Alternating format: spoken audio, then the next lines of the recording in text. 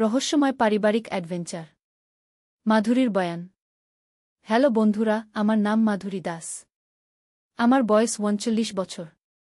আমার স্বামীর নাম সুদীপ দাস, বয়স ৫২ বছর। আমাদের ২ সন্তান, অভিষেক আর রিয়া। অভিষেক ২১ বছর বয়সী, ইউনিভার্সিটিতে পড়ে।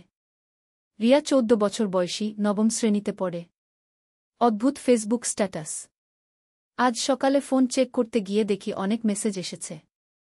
সবাই জিজ্ঞেস করছে অভিষেকের ফেসবুক স্ট্যাটাস নিয়ে। আমি তাড়াতাড়ি ফেসবুক খুলে দেখি সে তার relationship status in a relationship করেছে এবং আমার নাম ট্যাগ করেছে। অনেক লাইক, কমেন্ট এসেছে। সবাই কনগ্র্যাচুলেশন দিচ্ছে। একজন লিখেছে ভাইজা, খুব সুন্দর জুটি। আরেকজন লিখেছে কবে বিয়ে। আমার হাত কাঁপতে লাগল।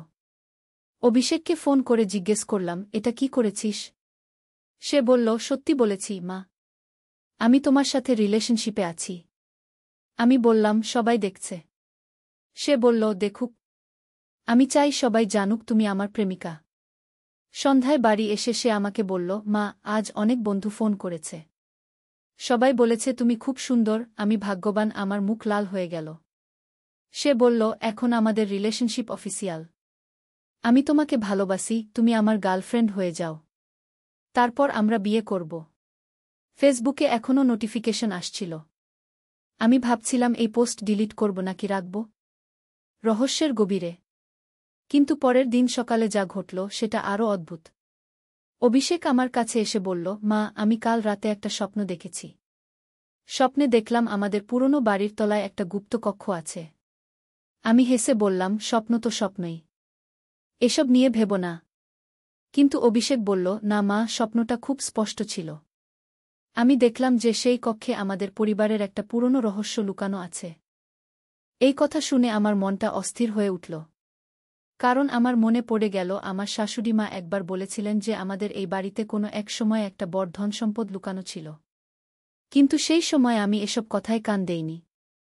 গুপ্ত কক্ষের সন্ধানে সেদিন বিকেলে আমি, অভিষেক আর রিয়া মিলে আমাদের পুরনো বাড়ির বেসমেন্টে গেলাম। বাড়িটা আমাদের পরিবারে ৩ প্রজন্ম ধরে আছে। অভিষেকের দাদু এই বাড়ি তৈরি করেছিলেন। বেসমেন্টে গিয়ে অভিষেক দেয়ালের দিকে তাকিয়ে বলল, মা, এই দেয়ালটা অন্যগুলোর চেয়ে আলাদা লাগছে। মনে হচ্ছে এর পিছনে কিছু আছে।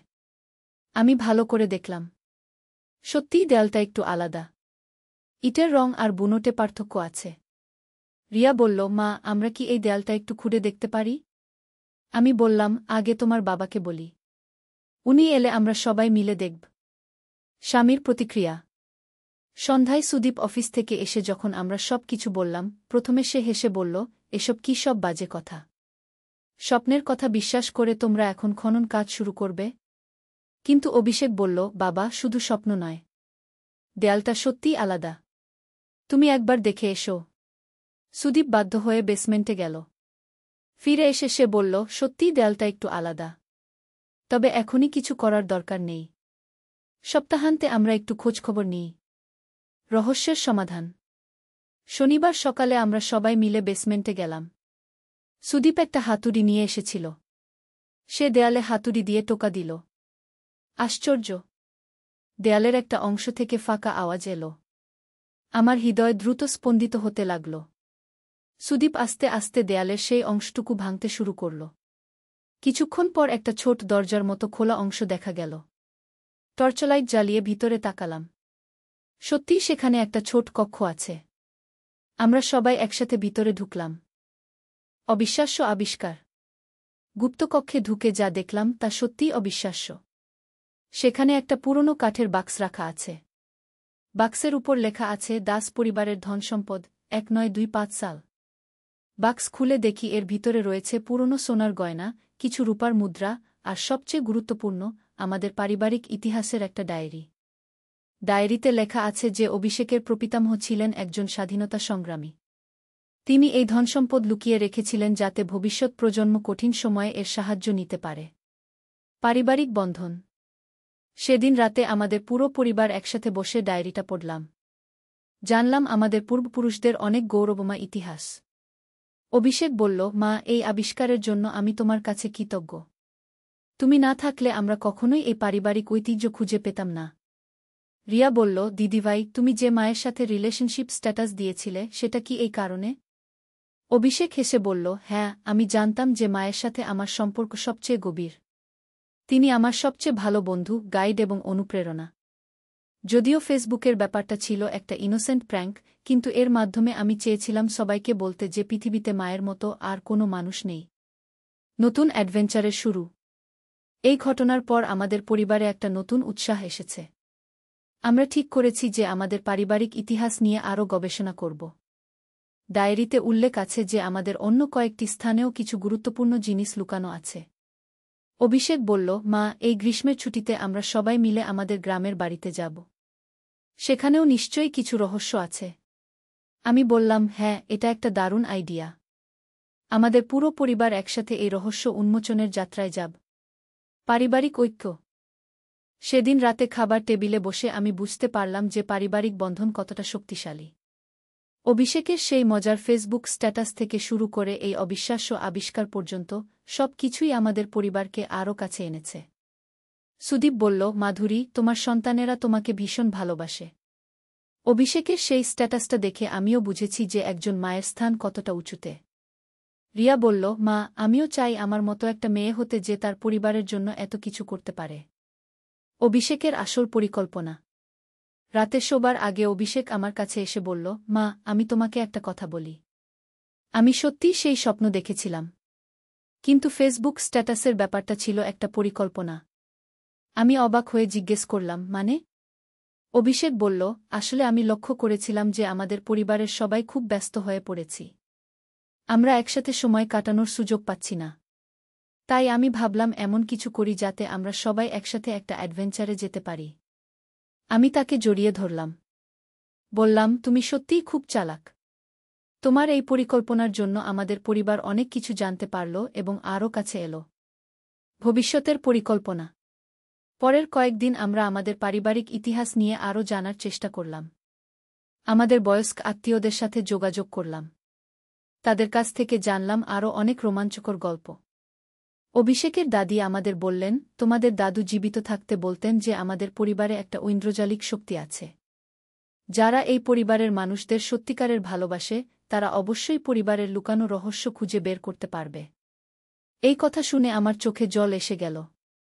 বুঝলাম যে অভিষেকের স্বপ্ন আর তার পরিকল্পনা সব কিছুই ছিল আমাদের পারিবারিক ভালোবাসারই ফসল। গ্রামের বাড়িতে নতুন রহস্য।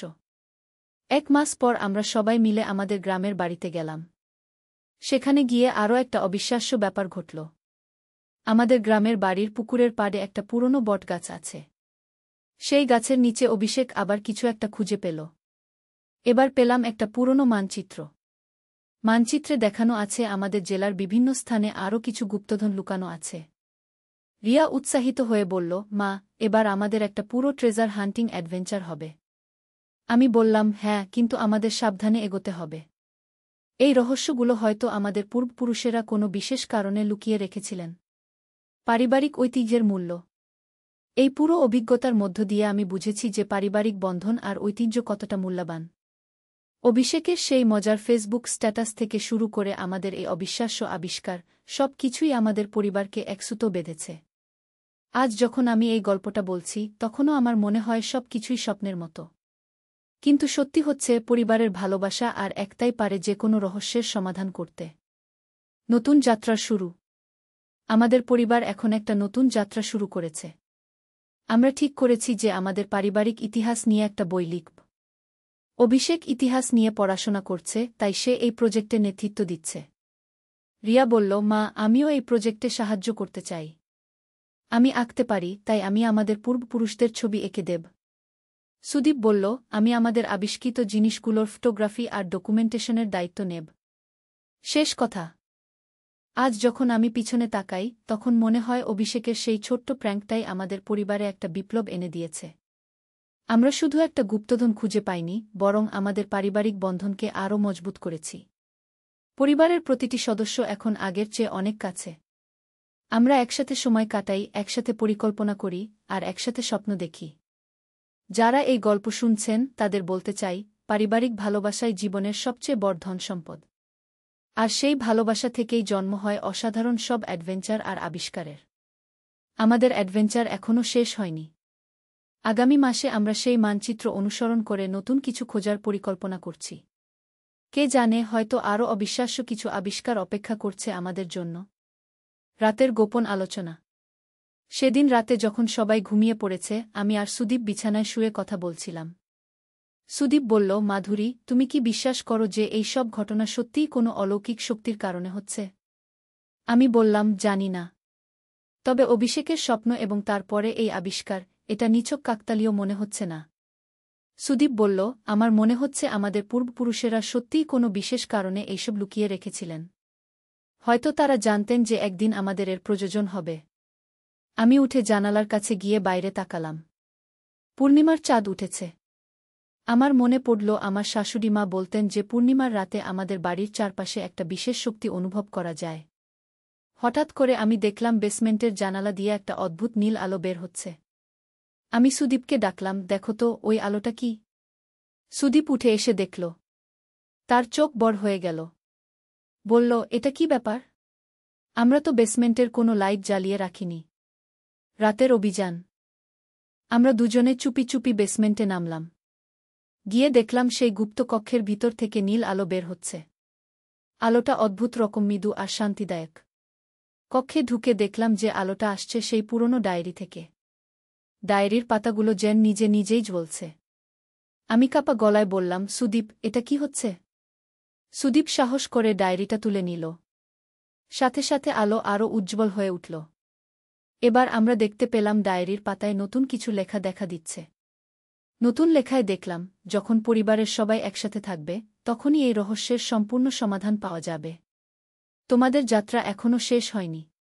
পরবর্তী পূর্ণিমার রাতে আবার এসো। সকালের আলোচনা। পরদিন সকালে আমরা অভিষেক আর রিয়াকে সব কিছু খুলে বললাম। অভিষেক বলল, বাবা মা, তোমরা হয়তো ঠিক বলছ। কারণ আমিও গত রাতে একটা অদ্ভুত স্বপ্ন দেখেছি। রিয়া জিজ্ঞেস করল, কি স্বপ্ন? অভিষেক বলল, আমি দেখলাম একজন বৃদ্ধ মানুষ আমার সামনে এসে দাঁড়িয়েছেন। তিনি বললেন, তুমি আমার পরিবারের উত্তরাধিকারী। তুমি এবং তোমার পরিবার মিলে আমাদের পূর্বপুরুষদের একটা গুরুত্বপূর্ণ কাজ শেষ করতে হবে। আমার সারা শরীরে শিহরণ খেলে গেল। আমি বললাম, সে আর কি বলেছিল? অভিষেক বলল, তিনি বললেন যে আমাদের পরিবার বহু প্রজন্ম ধরে একটা বিশেষ দায়িত্ব পালন করে আসছে। আমরা শুধু ধনসম্পদের রক্ষক নই, বরং আমাদের এলাকার মানুষদের কল্যাণের জন্য কাজ করার দায়িত্ব আছে। রিয়া উৎসাহিত হয়ে বলল, মানে আমরা একটা গোপন মিশনের অংশ? আমি বললাম, হয়তো। কিন্তু আমাদের ধৈর্য ধরতে হবে। পরবর্তী পূর্ণিমা পর্যন্ত অপেক্ষা করতে হবে। গ্রামে ফিরে যাওয়া। পরের সপ্তাহে আমরা আবার গ্রামে গেলাম। এবার আমাদের সাথে ছিল সুদীপের বড় ভাই সুজিত আর তার পরিবার। আমি সুজিত ভাইকে সব কিছু বলেছিলাম। তিনি প্রথমে বিশ্বাস করেননি, কিন্তু সেই নীল আলোর ফটো দেখে তিনিও অবাক হয়ে গেলেন। গ্রামে গিয়ে আমরা আমাদের বয়স্ক কাকাকে সব কিছু জানালাম। কাকা শুনে বললেন, আরে, এতদিন পর তোমরা জানতে পারলে। আমি তো এই বিষয়ে অনেক কিছু জানি। আমরা সবাই অবাক হয়ে জিজ্ঞেস করলাম, আপনি জানেন? কাকা বললেন, হ্যাঁ।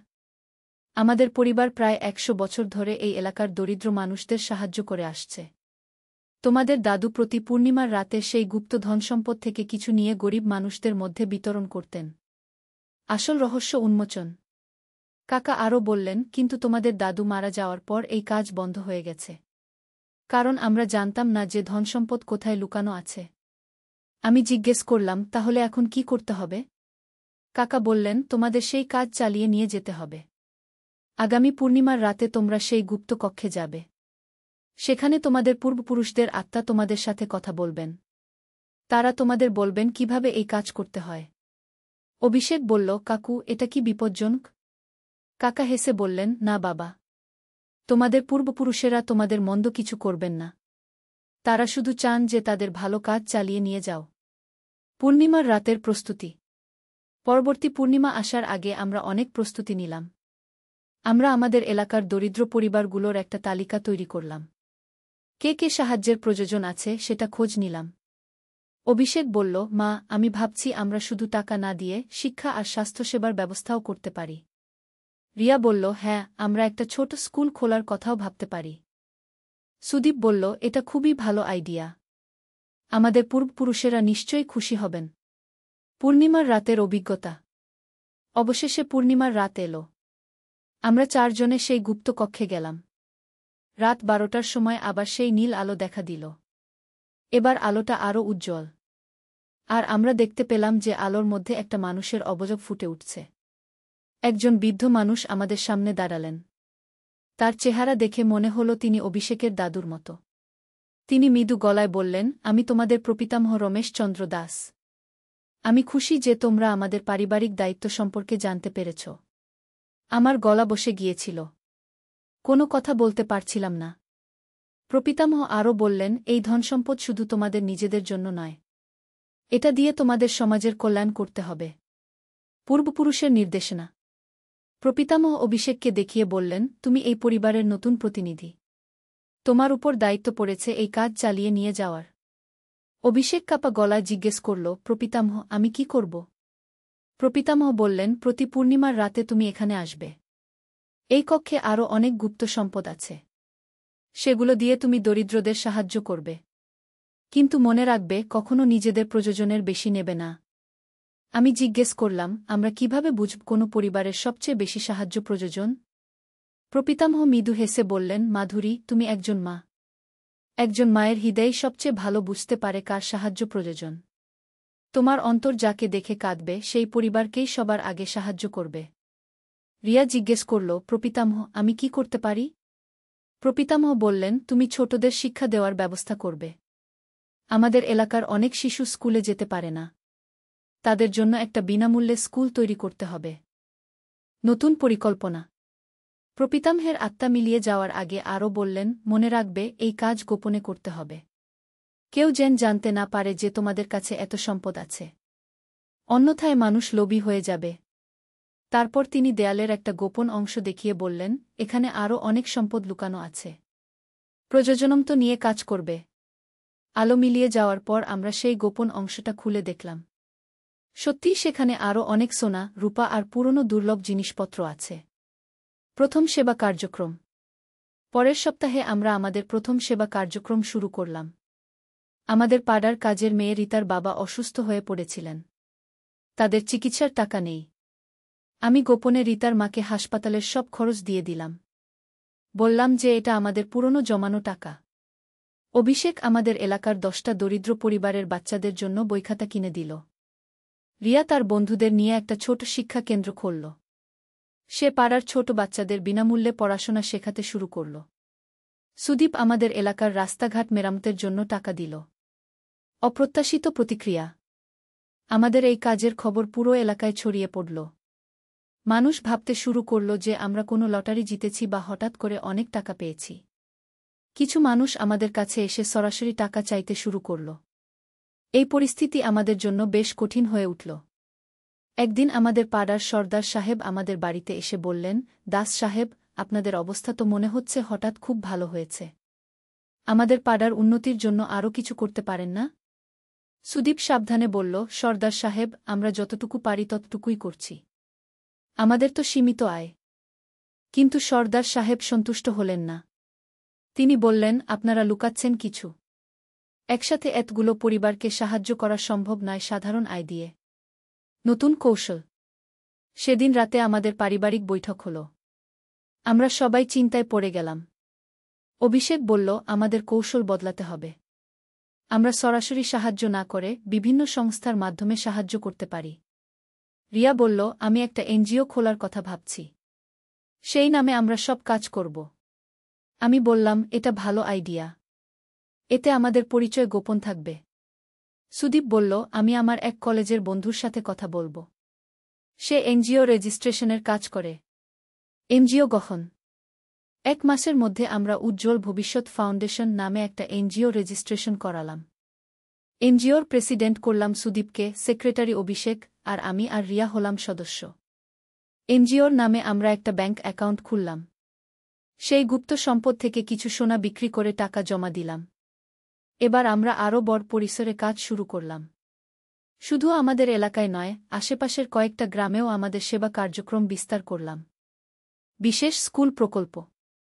রিয়ার পরিকল্পনা অনুযায়ী আমরা একটা বিশেষ স্কুল তৈরি করলাম। এই স্কুলে দরিদ্র পরিবারের বাচ্চারা বিনামূল্যে পড়াশোনা করতে পারে। তাদের বইখাতা, পোশাক, এমনকি দুপুরের খাবারও দেওয়া হয়। স্কুলটা খোলার পর পুরো এলাকার মানুষ খুশি হয়ে গেল। অনেক বাচ্চা যারা আগে স্কুলে যেতে পারত না, তারা এখন নিয়মিত পড়াশোনা করছে। রিয়া স্কুলে প্রধান শিক্ষক হিসেবে কাজ শুরু করল। সে তার বন্ধুদেরও শিক্ষক হিসেবে নিযোগ দিল। অভিষেক স্কুলের প্রশাসনিক কাজ সামলাত। সে প্রতিটা বাচ্চার পড়াশোনার অগ্রগতি নিয়মিত খোঁজখবর রাখত। চিকিৎসা সেবা কার্যক্রম। আমি একটা চিকিৎসা সেবা কার্যক্রম শুরু করলাম। সপ্তাহে 2 দিন আমাদের এনজিও অফিসে একজন ডাক্তার এসে দরিদ্রদের বিনামূল্যে চিকিৎসা দিতেন। যাদের বড় অপারেশন বা দামি চিকিৎসার প্রয়োজন, তাদের হাসপাতালের সব খরচ আমরা দিয়ে দিতাম। এক সময় আমাদের এলাকার একজন রিকশাওয়ালার ছোট মেয়ের হৃদযন্ত্রের অপারেশন করাতে হল। সেই অপারেশনে 3 লক্ষ টাকা খরচ হয়েছিল। আমরা পুরো টাকা দিয়ে দিয়েছিলাম। কৃষি উন্নয়ন প্রকল্প। সুদীপের পরিকল্পনায় আমরা কৃষি উন্নয়ন প্রকল্প শুরু করলাম। আমাদের এলাকার কৃষকদের উন্নত বীজ, সার আর কৃষি যন্ত্রপাতি কিনে দিলাম। অনেক কৃষক যারা জমিতে ধান ছাড়া অন্য কিছু চাষ করতে পারত না, তাদের সবজি চাষ করতে সাহায্য করলাম। আমরা একটা কৃষি প্রশিক্ষণ কেন্দ্র তৈরি করলাম। সেখানে কৃষকদের আধুনিক চাষাবাদের পদ্ধতি শেখানো হতো। মহিলাদের স্বাবলম্বন প্রকল্প। আমি বিশেষভাবে মহিলাদের স্বাবলম্বী করার জন্য একটা নূরের আলো, একটি ইসলামিক গল্প। প্রথম অধ্যায়, যাত্রা শুরু। ঢাকার পুরান শহরের একটি ছোট গলিতে বাস করত হাফেজ আব্দুর রহমান। তিনি একজন গরিব মানুষ ছিলেন, কিন্তু তার হৃদয় ছিল সোনার চেয়েও মূল্যবান। প্রতিদিন ফজরের আজানের সাথে সাথে তিনি উঠে পড়তেন এবং মসজিদে যেতেন। তার ছোট্ট দোকানটি চালিয়ে পরিবারের ভরণপোষণ করতেন। আব্দুর রহমানের একটি সন্তান ছিল, নূর নামের এক কন্যা। নূর মাত্র 5 বছর বয়সী, কিন্তু তার জ্ঞান এবং বুদ্ধিমত্তা ছিল অসাধারণ। সে কুরআন শরীফ হিফজ করেছিল এবং ইসলামের বিভিন্ন বিষয়ে গভীর জ্ঞান রাখত। গ্রামের মানুষেরা তাকে নূর নামে ডাকত কারণ তার চরিত্র ছিল আলোর মতো পবিত্র এবং উজ্জ্বল। একদিন সকালে আব্দুর রহমান তার দোকানে বসেছিলেন। হঠাৎ করে একজন বয়স্ক লোক এসে হাজির হলেন। তার পোশাক ছিল সাদা, চেহারায় ছিল নূরের আভা। তিনি বললেন, আসসালামু আলাইকুম ভাই। আমি দূর থেকে এসেছি। শুনেছি এই এলাকায় একটি মেয়ে আছে যার নাম নূর, যে খুবই জ্ঞানী এবং ধার্মিক। আব্দুর রহমান বিনয়ের সাথে জবাব দিলেন, ওয়ালাইকুম আসসালাম। জি হ্যাঁ, নূর আমার মেয়ে। কিন্তু আপনি কে? কেন তার খোঁজ নিচ্ছেন? বয়স্ক ব্যক্তি মৃদু হেসে বললেন, আমার নাম ইব্রাহিম। আমি একজন পীর সাহেব। আমি সারা দেশ ঘুরে বেড়াই এবং জ্ঞানী ও ধার্মিক মানুষদের সাথে সাক্ষাৎ করি। আমি শুনেছি আপনার মেয়ে নূর অসাধারণ জ্ঞানের অধিকারী। দ্বিতীয় অধ্যায়, পরীক্ষা শুরু। পীর ইব্রাহিম সাহেব নূরের সাথে দেখা করতে চাইলেন।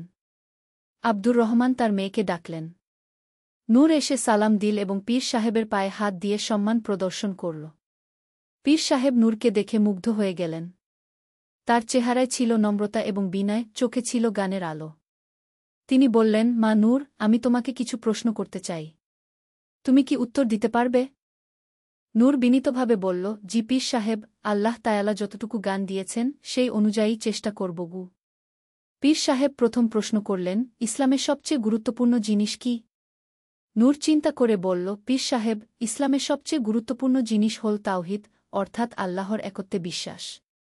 লা ইলাহা ইল্লাল্লাহু মুহাম্মাদুর রাসূলুল্লাহ, এই কালেমার মাধ্যমে আমরা ঘোষণা করি যে আল্লাহ ছাড়া কোনো উপাস্য নেই এবং মুহাম্মদ আল্লাহর রাসূল। পীর সাহেব সন্তুষ্ট হয়ে দ্বিতীয় প্রশ্ন করলেন, একজন মুমিনের কি কি গুণ থাকা উচিত? নূর উত্তর দিল, একজন মুমিনের মধ্যে থাকা উচিত সবর, ধৈর্য, শকর, কৃতজ্ঞতা, তাকওয়া, আল্লাহভীতি, রহমত, দয়া এবং ন্যায়বিচার। কুরআন শরীফে আল্লাহ তায়ালা বলেছেন, যারা ঈমান আনে এবং সৎকর্ম করে তাদের জন্য রয়েছে জান্নাত। পীর সাহেব আরও কয়েকটি কঠিন প্রশ্ন করলেন এবং নূর সবগুলোর সুন্দর উত্তর দিল। তিনি বুঝতে পারলেন যে এই মেয়েটি সত্যিই অসাধারণ জ্ঞানের অধিকারী। তৃতীয় অধ্যায়, বিশেষ দায়িত্ব। পরদিন সকালে পীর ইব্রাহিম সাহেব আবার এসে হাজির হলেন। তিনি আব্দুর রহমানকে বললেন, ভাই, আমার একটি বিশেষ অনুরোধ আছে। আমি নূরকে একটি গুরুত্বপূর্ণ কাজে নিয়ে যেতে চাই। আব্দুর রহমান চিন্তিত হয়ে বললেন, পীর সাহেব, কি ধরনের কাজ? নূর তো এখনও ছোটও। পীর সাহেব বিস্তারিত বললেন, দেখুন ভাই, এই দেশের উত্তরাঞ্চলে একটি গ্রাম আছে, শান্তিগ্রাম। সেই গ্রামের মানুষেরা ইসলাম সম্পর্কে অনেক ভুল ধারণা পোষণ করে। তারা বিভিন্ন কুসংস্কারে বিশ্বাস করে এবং সঠিক ইসলামিক শিক্ষা থেকে দূরে রয়েছে। আমি চাই নূর সেখানে গিয়ে মানুষদের সঠিক ইসলামিক শিক্ষা দেয়া। তার জ্ঞান এবং চরিত্রের মাধ্যমে সে মানুষদের হৃদয় স্পর্শ করতে পারবে।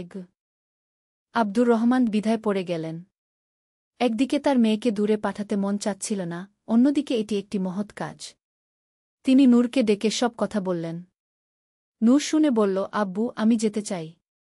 যদি আমার জ্ঞান দিয়ে মানুষের উপকার করতে পারি, তাহলে এটি আল্লাহর পথে একটি জিহাদ হবে।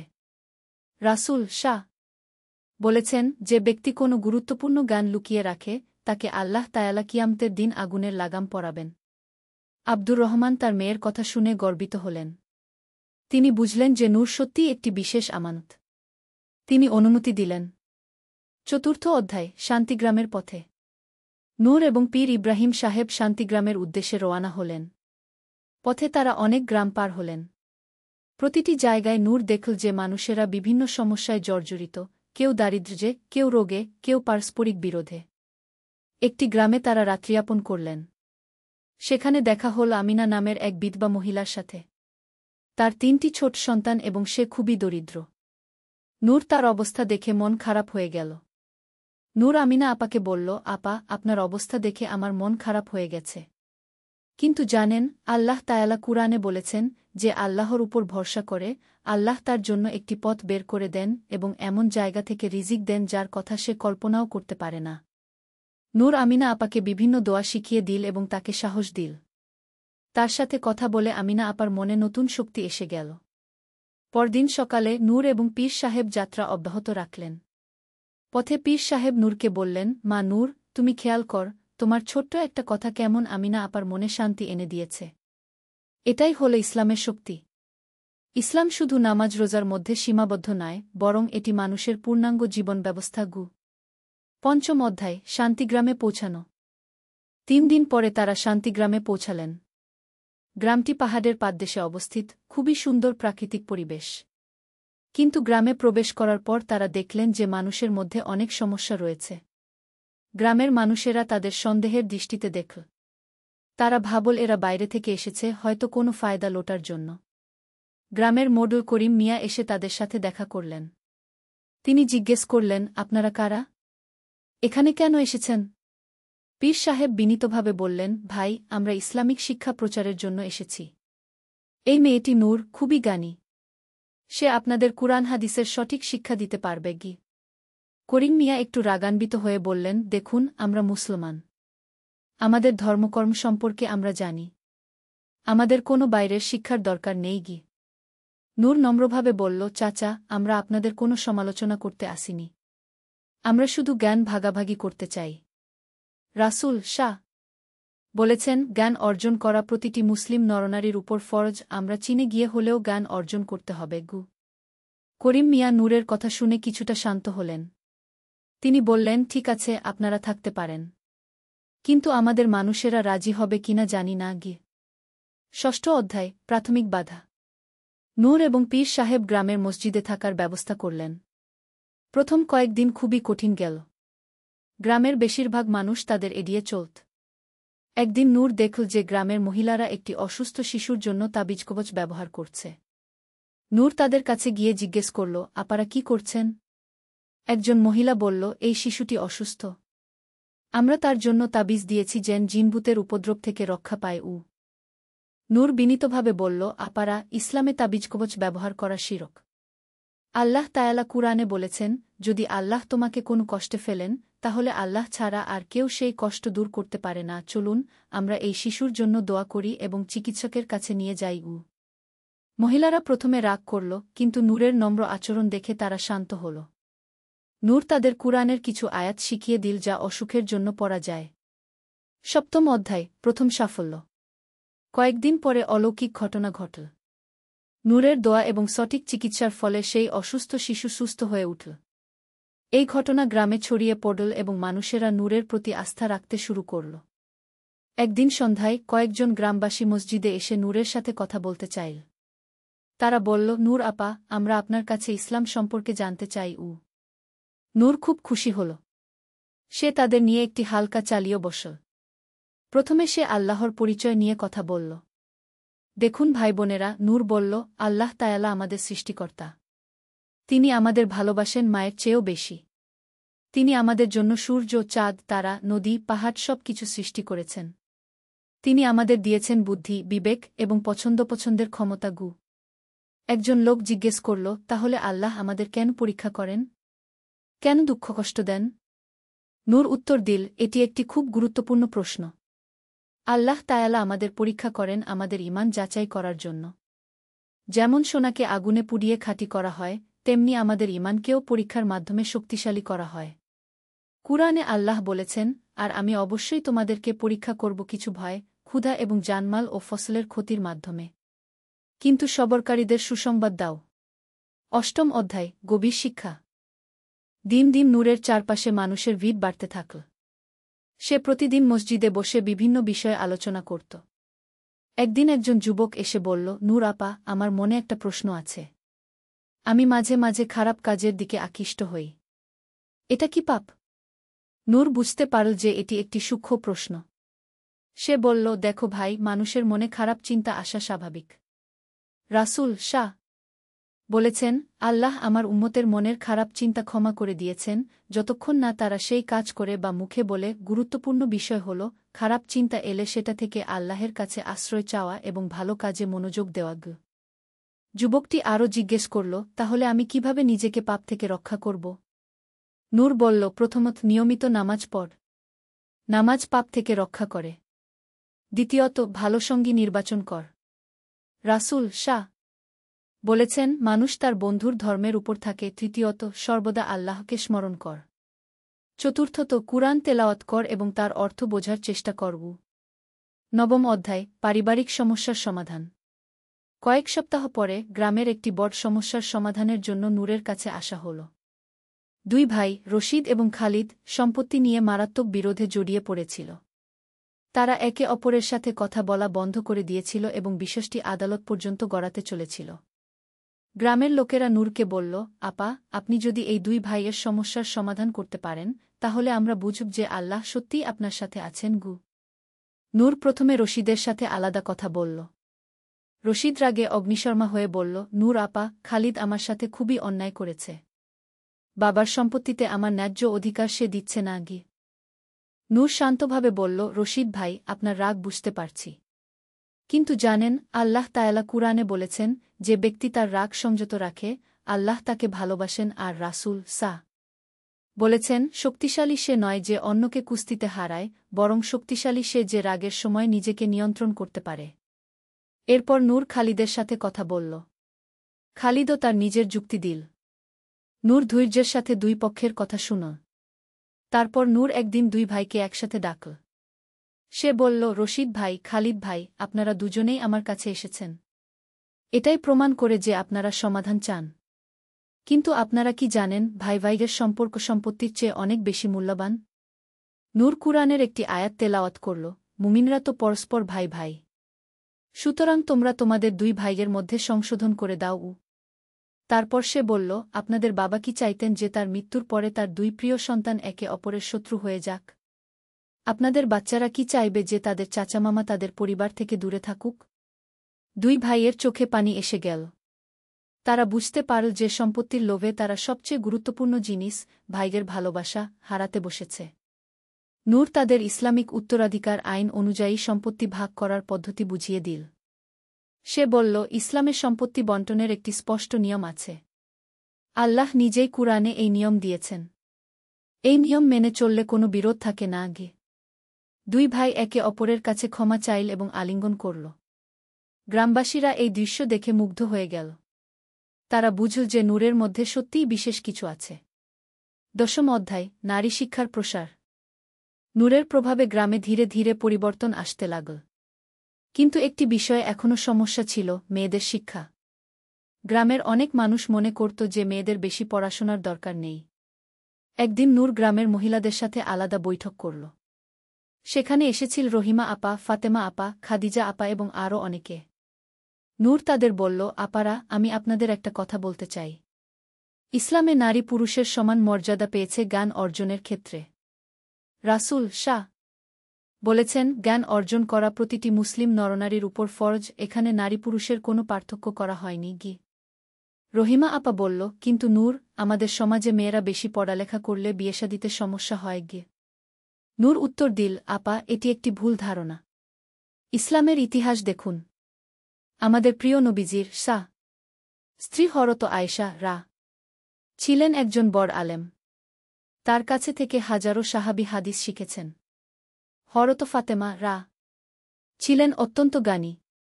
তারা কি বিয়েশাদিতে সমস্যায় পড়েছিলেন? ফাতেমা আপা জিজ্ঞেস করল, তাহলে আমরা কি করব? আমরা তো অশিক্ষিত। নূর উৎসাহের সাথে বলল, আপারা, আমি আপনাদের জন্য একটি মহিলা শিক্ষা বৃত্ত শুরু করতে চাই। আমরা একসাথে কুরআন শরীফ পড়ব, ইসলামের বিভিন্ন বিষয় নিয়ে আলোচনা করব। আর আপনাদের মেয়েদেরও এই শিক্ষায় অংশ নিতে উৎসাহিত করব। মহিলারা এই প্রস্তাবে খুশি হল। তারা সিদ্ধান্ত নিল যে প্রতি বৃহস্পতিবার বিকেলে তারা নূরের কাছে বসে ইসলামিক শিক্ষা নেবে। একাদশ অধ্যায়, যুগ সমাজের পরিবর্তন। গ্রামের যুবকদের মধ্যেও নূরের প্রভাব পড়তে থাকল। আগে যারা অলস্তায় দিন কাটাত, তারা এখন জ্ঞান চর্চায় আগ্রহী হয়ে উঠল। জাহিদ নামের এক যুবক নূরের কাছে এসে বলল, আপা, আমি জীবনে কোনো লক্ষ্য খুঁজে পাচ্ছি না। মনে হয় যেন আমার জীবনের কোনো মানে নেই। নূর তাকে বলল, জাহিদ ভাই, আপনার এই অনুভূতি অস্বাভাবিক নয়। অনেক মানুষই জীবনের অর্থ খুঁজতে সংগ্রাম করে। কিন্তু ইসলাম আমাদের বলেছে যে আমাদের জীবনের উদ্দেশ্য হল আল্লাহর ইবাদত করা এবং তার পৃথিবীতে খলিফা হিসেবে দায়িত্ব পালন করা। খলিফা মানে কি? জাহিদ জিজ্ঞেস করল। নূর ব্যাখ্যা করল, খলিফা মানে প্রতিনিধি। আল্লাহ আমাদের এই পৃথিবীতে তার প্রতিনিধি হিসেবে পাঠিয়েছেন। আমাদের দায়িত্ব হল ন্যায় বিচার প্রতিষ্ঠা করা, অত্যাচারীদের বিরুদ্ধে দাঁড়ানো, দরিদ্রদের সাহায্য করা, জ্ঞানের প্রসার ঘটানো। জাহিদ উৎসাহিত হয়ে বলল, তাহলে আমি কি করতে পারি? নূর বলল, আপনি গ্রামের অন্যান্য যুবকদের নিয়ে একটি সেবা সংস্থা গড়তে পারেন। যেমন অসহায়দের সাহায্য করা, গ্রামের পরিচ্ছন্নতা রক্ষা করা, বৃক্ষরোপণ করা, নিরক্ষরদের লেখাপড়া শেখানো। রাসূল বলেছেন, মানুষের মধ্যে সেই সবচেয়ে উত্তম যে অন্যদের উপকারে আসে। এই কথা শুনে জাহিদ এবং তার বন্ধুরা একটি যুব সংগঠন গড়ে তুলল। তারা নাম রাখল খেদমতে খালক ও মানুষের সেবা। দ্বাদশ অধ্যায়, বিপত্তির মোকাবেলা। কয়েক মাস পরে গ্রামে একটি বড় বিপদ এসে হাজির হল। মুষলধারে বৃষ্টির কারণে পাশের নদীতে বন্যা হয়েছে। অনেক ঘরবাড়ি ডুবে গেছে, মানুষ গৃহহীন হয়ে পড়েছে। এই সংকটের মুহূর্তে নূরের শেখানো শিক্ষার প্রকৃত পরীক্ষা হল। গ্রামের মানুষেরা একে অপরের পাশে দাঁড়াল। যাদের বাড়িঘর ভেসে গেছে তাদের আশ্রয় দেওয়া হল অন্যদের বাড়িতে। জাহিদের নেতৃত্বে যুব সংগঠনের ছেলেরা দিনরাত পরিশ্রম করল। তারা উদ্ধার কাজে অংশ নিল, খাবার বিতরণ করল, অসুস্থদের চিকিৎসার ব্যবস্থা করল। নূর মহিলাদের সংগঠিত করে একটি রান্নাঘর খোলা হল যেখানে সকলের জন্য খাবার রান্না হতে থাকল। তারা কুরআনের এই আয়াতটি মনে রেখে কাজ করল, যে একটি জীবন রক্ষা করল, সে যেন সমগ্র মানবজাতিকে রক্ষা করল। এই দুর্যোগের সময়ে গ্রামবাসীরা দেখল যে ইসলামের সত্যিকারের শিক্ষা কি। তারা বুঝল যে ধর্ম শুধু নামাজ রোজার মধ্যে সীমাবদ্ধ নয়, বরং এটি মানুষে মানুষে ভালোবাসা এবং সহানুভূতি সৃষ্টি করে। ত্রয়োদশ অধ্যায়, আত্মিক উন্নতি। বন্যার পরে গ্রামের মানুষের মধ্যে একটি নতুন চেতনা জাগল। তারা বুঝল যে জীবনটা খুবই ক্ষণস্থায়ী এবং আল্লাহর কাছে জবাবদিহি করতে হবে। একদিন সন্ধ্যায় গ্রামের একজন বয়স্ক ব্যক্তি, আবু তালেব চাচা, নূরের কাছে এলেন। তিনি বললেন, বেটি নূর, আমার বয়স হয়েছে। মৃত্যুর কথা ভাবলে মনটা অস্থির হয়ে যায়। আমি কিভাবে আল্লাহর কাছে প্রস্তুতি নেব? নূর চাচার কথা শুনে মর্মাহত হল। সে বলল, চাচা, মৃত্যুর ভয় পাওয়াটা স্বাভাবিক। কিন্তু একজন মুমিনের জন্য মৃত্যু ভয়ঙ্কর কিছু নয়। এটি পরপারে যাওয়ার একটি পথ মাত্র। নূর চাচাকে ইস্তিগফার, ক্ষমা প্রার্থনা এর গুরুত্ব সম্পর্কে বলল। চাচা, আপনি বেশি বেশি আস্তাগফিরুল্লাহ পড়ুন। আল্লাহ তায়ালা বলেছেন, তোমরা তোমাদের রবের কাছে ক্ষমা চাও, নিশ্চয় তিনি ক্ষমাশীল। নূর তাকে কবরের প্রশ্ন সম্পর্কেও বলল এবং শেখাল কিভাবে সেই প্রশ্নের উত্তর প্রস্তুত রাখতে হয়। 3টি মূল প্রশ্ন হবে, তোমার রব কে? তোমার দিন কি? তোমার নবী কে? এই প্রশ্নের উত্তর হল, আল্লাহ আমার রব, ইসলাম আমার দিন, মুহাম্মদ আমার নবী। চাচা নূরের কাছে নিয়মিত আসতে শুরু করলেন এবং আধ্যাত্মিক শিক্ষা নিতে লাগলেন। চতুর্দশ অধ্যায়, শিশুদের শিক্ষা। নূর বুঝল যে গ্রামের সবচেয়ে গুরুত্বপূর্ণ সম্পদ হল শিশুরা। তাদের সঠিক শিক্ষা দিতে পারলে ভবিষ্যৎ প্রজন্ম ভালো হবে। সে গ্রামের শিশুদের জন্য একটি মক্তব, ধর্মীয় প্রাথমিক বিদ্যালয় স্থাপন করল। সেখানে শিশুরা কুরআন শেখার পাশাপাশি সাধারণ শিক্ষাও পেতে থাকল। ছোট্ট আব্দুল্লাহ, ৮ বছর বয়স, একদিন জিজ্ঞেস করল, নূর আপা, আল্লাহকে তো দেখা যায় না, তাহলে আমি কিভাবে জানব যে তিনি আছেন? নূর হেসে বলল, আব্দুল্লাহ, তুমি বাতাস দেখতে পাও না আপা গিউ? কিন্তু বাতাস যে আছে সেটা তুমি অনুভব কর, তাই না? গাছের পাতা নড়ে, তোমার চুল উড়ে। তেমনি আল্লাহকে চোখে দেখা যায় না, কিন্তু তার অস্তিত্বের প্রমাণ চারপাশে ছড়িয়ে আছে। সূর্যকে উঠায়, চাঁদকে আকাশে রাখে, ফুলকে এত সুন্দর করে বানায়। আব্দুল্লাহ বলল, আল্লাহ। ঠিক। এবং আল্লাহ আমাদের হৃদয়ের মধ্যে একটি বিশেষ অনুভূতি দিয়েছেন, যাকে বলে ঈমান। এই ঈমানের মাধ্যমে আমরা আল্লাহর অস্তিত্ব অনুভব করতে পারি। নূর শিশুদের খেলার ছলে ইসলামিক আদবকায়দা শেখাত। যেমন খাওয়ার আগে বিসমিল্লাহ বলা, খাওয়ার পরে আলহামদুলিল্লাহ বলা, বড়দের সম্মান করা, ছোটদের আদর করা। পঞ্চদশ অধ্যায়, অর্থনৈতিক ন্যায়বিচার। নূর লক্ষ্য করল যে গ্রামে অর্থনৈতিক বৈষম্য রয়েছে। কিছু মানুষ খুব গরিব, আবার কিছু মানুষ তুলনামূলকভাবে ভালো অবস্থায় আছে। সে ইসলামের অর্থনৈতিক ব্যবস্থা সম্পর্কে মানুষদের শিক্ষা দিতে শুরু করল, বিশেষ করে জাকাতের গুরুত্ব সম্পর্কে। একদিন গ্রামের ধনী ব্যবসায়ী হাজী সাহেবের সাথে নূরের কথা হল। হাজী সাহেব বললেন, নূর আপা, আমি তো নামাজ রোজা করি, জাকাত দেওয়ার কি দরকার? নূর বলল, হাজী সাহেব, ইসলামের ৫টি স্তম্ভ আছে, কালেমা, নামাজ, রোজা, হজ এবং জাকাত। জাকাত ইসলামের একটি মূল ভিত্তি। এটি শুধু দান নয়, এটি গরিবের অধিকার। নূর কুরআনের আয়াত উদ্ধৃত করল, আর তাদের ধনসম্পদে অভাবগ্রস্ত ও বঞ্চিতদের অধিকার রয়েছে। জাকাত দেওয়ার ফায়দা কি? হাজী সাহেব জিজ্ঞেস করলেন। নূর বলল, প্রথমত, জাকাত আপনার সম্পদকে পবিত্র করে। দ্বিতীয়ত, এটি আপনার মনের কার্পণ্য দূর করে। তৃতীয়ত, এটি সমাজে ভারসাম্য আনে। চতুর্থত, আল্লাহ তায়ালা প্রতিদান হিসেবে আপনার সম্পদে বরকত দেন। হাজী সাহেব রাজি হয়ে গেলেন। তিনি নিয়মিত জাকাত দিতে শুরু করলেন। নূর আরও বলল যে ইসলামে সুদ হারাম এবং এর বিকল্প হিসেবে মুদারাবা, মুশারাকা ইত্যাদি ইসলামিক ব্যাংকিং পদ্ধতি রয়েছে। ষোড়শ অধ্যায়, পরিবেশ সংরক্ষণ। নূর দেখল যে গ্রামের পরিবেশ রক্ষার ব্যাপারে মানুষের সচেতনতা কম। নদীতে ময়লা আবর্জনা ফেলা হয়, গাছ কাটা হয় নির্বিচারে। একদিন জুমার খুতবায় নূর পরিবেশ সংরক্ষণ নিয়ে কথা বলল। সে বলল, ভাই ও বোনেরা, আল্লাহ তায়ালা আমাদের এই পৃথিবীর আমানতদার বানিয়েছেন। আমাদের দায়িত্ব হল এই পৃথিবীকে রক্ষা করা। নূর রাসূল শাহ এর একটি হাদিস উল্লেখ করল, যদি কিয়ামত এসে যায় আর তোমাদের কারো হাতে একটি চারাগাছ থাকে, তাহলে সে যেন সেটা রোপণ করে দেয়া। নূর বলল, এই হাদিস থেকে বোঝা যায় যে ইসলামে বৃক্ষরোপণ এবং পরিবেশ রক্ষা কতটা গুরুত্বপূর্ণ। তারপর থেকে গ্রামে একটি পরিবেশ সংরক্ষণ কমিটি গঠন হল। তারা নিয়মিত বৃক্ষরোপণ কর্মসূচি পালন করতে লাগল এবং নদীর পরিচ্ছন্নতা রক্ষা করতে লাগল। সপ্তদশ অধ্যায়, আন্তর্ধর্মীয় সম্প্রীতি। শান্তিগ্রামে মুসলমানদের পাশাপাশি কিছু হিন্দু ও খ্রিস্টান পরিবার বাস করত। নূর চাইল যে সকল ধর্মের মানুষের সাথে ভালো সম্পর্ক থাকুক। একদিন হিন্দু সম্প্রদায়ের পূজার দিনে কিছু মুসলিম যুবক গোলযোগ করার চেষ্টা করল। নূর সাথে সাথে তাদের থামাল। সে বলল, এটা কি করছো তোমরা? ইসলাম কি তোমাদের এই শিক্ষা দিয়েছে? যুবকরা বলল, কিন্তু আপা, ওরা তো কাফের। নূর গম্ভীরভাবে বলল, ইসলামে অন্য ধর্মের মানুষদের সাথে ভালো ব্যবহার করার কথা বলা হয়েছে। কুরআনে আছে, দিনের ব্যাপারে কোনো জবরদস্তি নেই, আরও আছে, তোমাদের ধর্ম তোমাদের, আমার ধর্ম আমার। নূর তাদের রাসূল শাহ এর জীবনের উদাহরণ দিল। নবীজি শাহ মদিনায় ইহুদি এবং খ্রিস্টানদের সাথে শান্তি চুক্তি করেছিলেন। তিনি তাদের ধর্মীয় স্বাধীনতা দিয়েছিলেন। এরপর থেকে গ্রামের সব ধর্মের মানুষ একসাথে শান্তিতে বাস করতে লাগল। তারা একে অপরের উৎসবে অংশগ্রহণ করত এবং সংকটের সময় পাশে দাঁড়াত। অষ্টাদশ অধ্যায়, চ্যালেঞ্জের মুখোমুখি। কয়েক মাস পরে নূর এবং তার কাজের বিরুদ্ধে কিছু মানুষ ষড়যন্ত্র শুরু করল।